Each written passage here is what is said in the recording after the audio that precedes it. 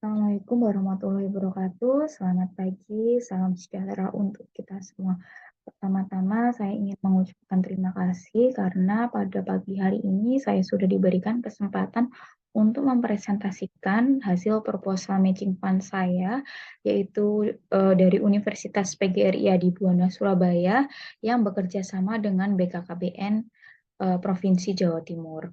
Kemudian judul yang saya angkat untuk proposal matching fund ini adalah percepatan penurunan stunting dengan melakukan pencegahan melalui aplikasi Smart KB sebagai upaya peningkatan dan penyiapan kehidupan keluarga yang berkualitas. Nah, untuk tim pengusul ini ada ketua pengusul yaitu saya sendiri, Ibu Desta Ayu Cahya Rosida. Saya sebagai dosen prodi program studi kebidanan dari Universitas PGRI Adibuana Surabaya. Selain dosen, saya juga menjabat sebagai ketua program studi kebidanan. Nah, untuk tim anggotanya sendiri, ini ada 15 dosen, yang 10 dosen tersebut dari Universitas PGRI Adibuana Surabaya, dari beberapa prodi, yaitu dari prodi kebidanan, farmasi, kemudian statistik, dan IT.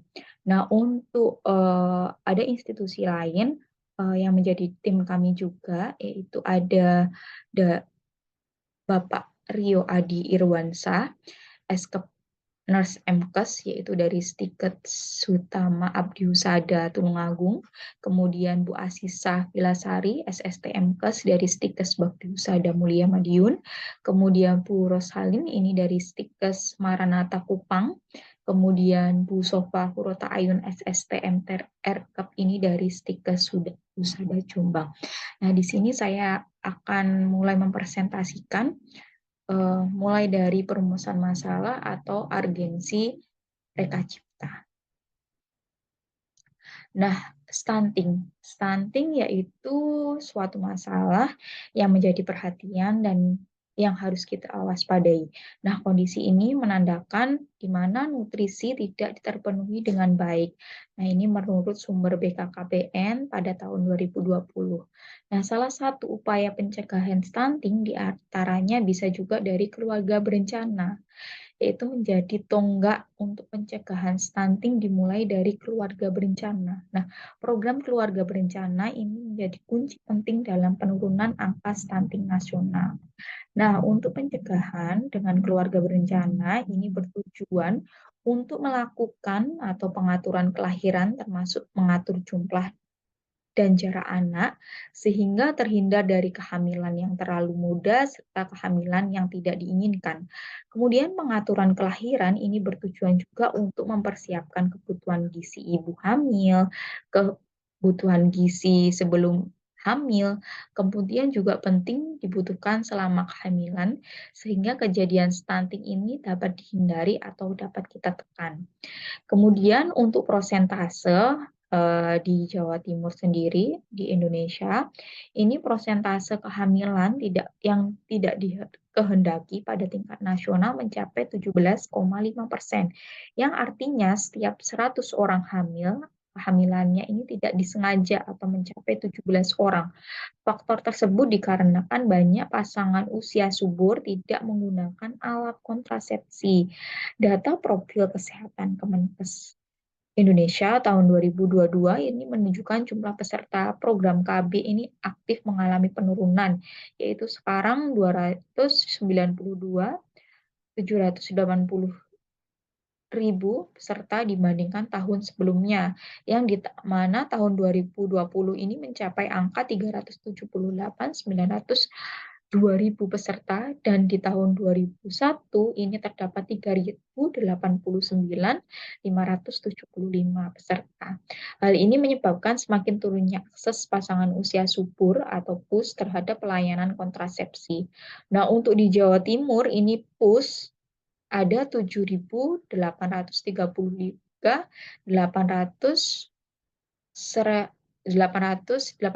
PUS yang menggunakan KB aktif, yaitu ada 5.918.135 pasangan usia subur. Nah, data ini diambil dari Badan Pusat Statistik Jawa Timur tahun 2020.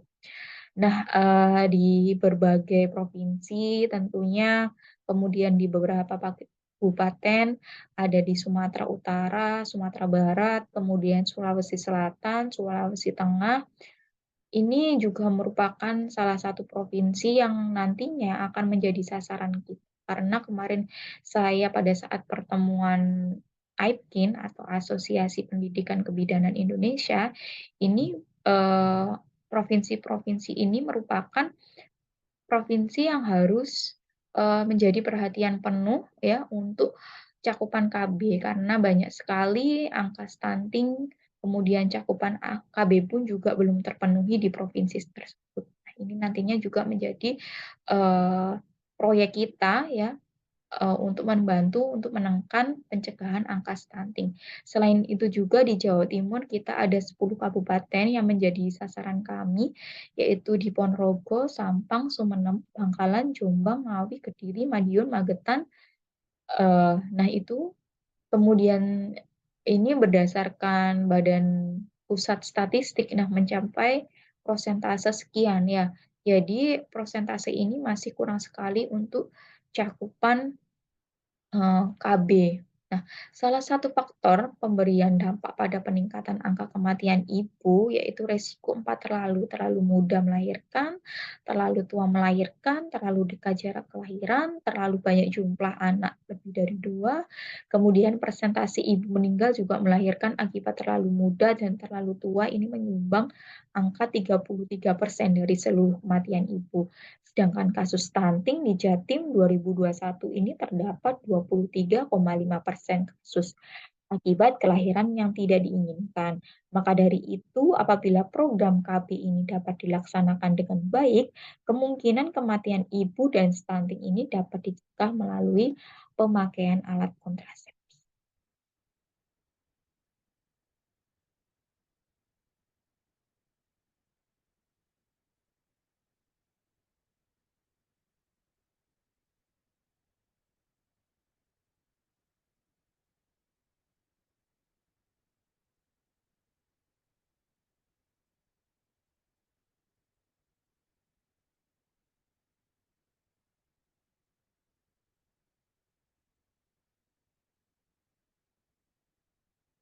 Kemudian produk inovasi yang ditawarkan dalam program Matching Fund ini di tim kami yaitu adalah membuat suatu aplikasi, yaitu aplikasi Smart KB. Nah, inovasi ini diusulkan adalah pembuatan layanan kesehatan berbasis teknologi telemedicine dengan menghadirkan aplikasi Smart KB. Aplikasi Smart KB ini dibuat sebagai solusi pencegahan stunting yang memiliki manfaat memudahkan masyarakat dalam menerima informasi konseling KB sebagai upaya peningkatan dan menyiapkan kehidupan keluarga yang berkualitas anti stunting. Nah, aplikasi Smart KB ini adalah aplikasi yang menghubungkan langsung dengan asesor KB dengan bidan. Karena bidan ini memiliki peran yang sangat penting untuk dapat memberikan pelayanan KB yang tepat dan sesuai dengan kondisi calon asesor KB. Kemudian, aplikasi Smart KB ini juga available to disability, yaitu bisa digunakan dengan mudah bagi para penyandang disabilitas, tunanetra, tunarungu, dan provider karena terdapat fitur voice search, kemudian live call, kemudian ada live chat juga. Nah, keunggulan aplikasi ini di antara lain adalah menyediakan beberapa fitur dan layanan yang mudah diakses dan digunakan baik oleh masyarakat, kemudian tenaga kesehatan yaitu bidan maupun mitra. Kemudian layanannya di antara lain yaitu adanya live chat, bisa digunakan oleh tunarungu karena bisa berhubungan langsung menggunakan chat dengan bidan atau petugas kesehatan lainnya. Kemudian live call bisa digunakan untuk tunanetra ya karena bisa, menghubungi langsung pihak bidannya. Kemudian untuk berkonsultasi terkait, KB yang akan digunakan. Kemudian fitur kartu peserta KB dengan mengisi data untuk anamnesis, pemeriksaan dan tindakan KB yang tepat untuk aseptor, kemudian juga bisa digunakan untuk buat janji dengan bidan sebelum aseptor tersebut datang ke tempat bidan. Kemudian bisa bidan terdekat yang diinginkan ya. Aseptor juga bisa memilih bidan yang diinginkan melalui fitur tersebut. Kemudian ada resep juga, kemudian mencari apotek terdekat, kemudian frekuensi ask question, yaitu ada daftar kumpulan pertanyaan dan jawaban yang sering pertanyaan tentang berbagai hal tentang KB ya. Jadi nanti pengguna aplikasi ini bisa melihat pertanyaan-pertanyaan apa saja yang sering ditanyakan oleh absektor, oleh bidan. Nah, itu bisa dibaca lagi di aplikasi ini. Kemudian tips yang meliputi makanan yang disarankan, kemudian pola istirahat, waktu berhubungan yang baik dengan suami itu bagaimana supaya tidak terjadi kegagalan KB. Kemudian terdapat juga kalender masa subur, kemudian mengingat kapan minum obat KB. Nah, ini salah satu gambaran fitur aplikasi Smart KB. Kemudian perencanaan program ini kita ada peta jalan pelaksanaan program, yaitu kita sudah melalui tahapan analisis, yaitu melakukan survei awal dengan menganalisis permasalahan di lingkungan sekitar. Kemudian setelah itu kita menentukan alternatif inovasi pencegahannya, tentunya dengan diskusi langsung dengan mitra. Kemudian pengumpulan data terkait user mitra, kemudian penyusunan program.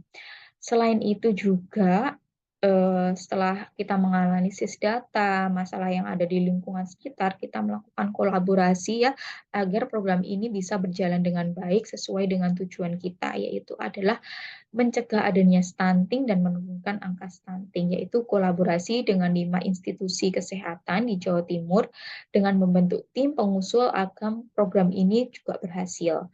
Kemudian kerjasama dengan BKKBN wilayah kabupaten, selain bekerja sama dengan IBI, kita juga bekerja sama dengan BKKBN kabupaten ya, supaya kita bisa bersinergitas dalam melakukan pelayanan ini. Kemudian kolaborasi dengan Dinas Kesehatan wilayah Kabupaten Sasaran supaya kita bisa diberikan izin untuk melakukan sosialisasi aplikasi ini dan melakukan pendampingan, penyuluhan terhadap pentingnya program KB ini untuk menekan angka stunting. Selain itu, dalam aplikasinya itu sendiri kita melalui tahap pengujian produk, kemudian setelah diuji kemudian dinyatakan layak, kita melakukan peluncuran aplikasi dengan cara mempromosikan aplikasi ini kepada konsumen, yaitu absektor KB, kemudian nakes juga dan masyarakat. Kemudian kita lakukan promosi juga. Selain itu, kita melakukan diseminasi, penyebarluasan aplikasi, sosialisasi, pendampingan, dan publikasi. Nah, untuk gambaran konsorsium proyek Smart KB ini dalam meningkatkan cakupan KB aktif, kita ada 12 wilayah sasaran atau binaan kita, yang 8 ini ada di kabupaten di Jawa Timur dan 4 ini ada di provinsi di daerah Indonesia ya, di provinsi yang ada di Indonesia. Nah, ini merupakan daerah atau wilayah yang menjadi sasaran kita, menjadi perhatian kita untuk program ini. Selain itu, kita membentuk PIC ya, penanggung jawab masing-masing wilayah. Selain itu, kita koordinasi bekerja sama dengan BKKBN kabupaten atau wilayah tersebut. Kemudian bekerja sama dengan IBI juga. Selain itu, tujuannya adalah tugasnya adalah membentuk PIC, yaitu mengontrol jalannya suatu pekerjaan dan proyek agar kegiatan berjalan secara optimal. Kemudian tujuan kita juga dapat tercapai dengan sosialisasi Smart KB, pendampingan dan perhatian kepada PUS, dan memberikan penyuluhan kepada masyarakat agar mudah masyarakat dalam menerima informasi dan menempatkan pelayanan KB. Kemudian harapan kolaborasi ini pada program ini akan menghasilkan sebuah produk yang siap digunakan oleh mitra dan stakeholder. Untuk manfaat dan dampaknya, ini banyak sekali manfaat, ada 9, yaitu meningkatkan pengetahuan, sikap, dan perilaku edukasi informasi tentang perencanaan keluarga berencana, kemudian meningkatkan akses pelayanan KB dan KR kepada masyarakat, meningkatkan pengetahuan pasangan usia subur dan bidan terhadap informasi terbaru, dan layanan kesehatan, yaitu dengan adanya aplikasi Smart KB ini yang available juga untuk disability. Kemudian menjadi masukan bagi kegiatan program pemerintah Bangga Kencana, menurunkan angka pertumbuhan penduduk melalui penurunan angka kelahiran, meningkatkan kesehatan dan kualitas perempuan dengan mencegah kehamilan yang tidak diinginkan sehingga menurunkan angka kematian ibu dan stunting. Kemudian yang ketujuh adalah sebagai investasi ekonomi karena menghemat pengeluaran pemerintah, swasta, masyarakat untuk biaya pendidikan dan kesehatan reproduksi. Selain itu, yang kedelapan mencegah stunting akibat dari kehamilan yang tidak diinginkan. Yang kesembilan adalah memberikan keunggulan berupa teknologi dengan tren penggunaan smartphone dan akses berbagai layanan melalui smartphone yang memberikan layanan kemudahan dan menjadikan solusi bagi masyarakat pada era industri 4.0.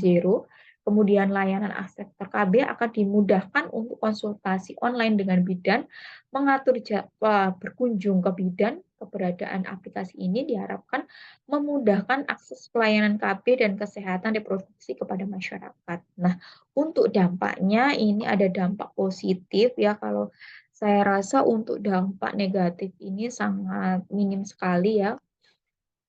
Dampak positif ini terhadap masyarakat, yaitu adanya aplikasi Smart KB Available to Disability ini menjadi solusi masyarakat terutama pasangan usia subur dalam penerimaan informasi terkait KB ini menunjang indikator kinerja utama yang kelima. Kemudian dampak transformasi perguruan tinggi institusi universitas, yaitu menunjang IKU. Keenam, yaitu mendorong perguruan tinggi dan mitra untuk membangun bisnis berbasis iptek dan wirausaha untuk mendorong pengembangan pusat unggulan teknologi, Center of Excellence bersama dengan mitra yang bidang ilmu dan teknologinya relevan dengan kebutuhan mitra. Kemudian yang ketiga, dampak positif bagi dosen, yaitu menunjang IKU nomor 6 dengan melakukan kegiatan di luar kampus dalam upaya penerapan penggunaan aplikasi kepada masyarakat. Kemudian yang keempat, dampak positif permasalahan Dudi atau mitra, yaitu menunjang IKU nomor 5, yaitu membantu program pemerintah melalui BKKBN bersinergi meningkatkan kesehatan perempuan dan pencegahan stunting pada masyarakat. Kemudian yang kedua, mendorong penciptaan produk atau jasa yang inovatif oleh industri dan dimanfaatkan masyarakat untuk mengaplikasikan hal-hal penelitian. Kemudian dampak tingkat partisipasi mahasiswa yang yaitu IKU yang kedua, adanya anggota mahasiswa sebagai tim, maka mahasiswa mendapatkan pengalaman di luar kampus, contohnya magang, proyek di desa, kemudian berwirausaha juga. Kemudian IKU yang nomor 2, mahasiswa memiliki pengalaman dalam membangun startup dunia usaha di bidang kesehatan. Nah, sekian, terima kasih Bapak Ibu semua presentasi dari kelompok kami. Eh, Terima kasih, semoga bermanfaat dan semoga proposal ini bisa diterima dan bisa berlanjut ke tahap selanjutnya. Terima kasih. Assalamualaikum warahmatullahi wabarakatuh. Selamat pagi, salam sejahtera untuk kita semua.